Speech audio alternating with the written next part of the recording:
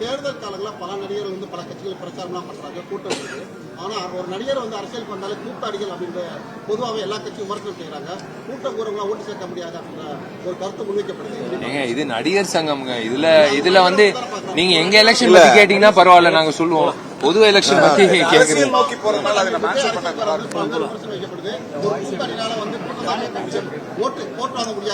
இல்லங்க, அரசியல் அவங்க பேசுவாங்க. அது இல்ல இது வந்து நான் தான் சொல்றேனே, இது வந்து நீங்க சொல்றது வந்து யாரோட கருத்துன்னு எங்களுக்கு தெரியாது. அது வந்து நடிகர் சங்கம் சார்பா நாங்க வந்து எந்த கருத்தும் சொல்ல முடியாது. தேங்க்யூ.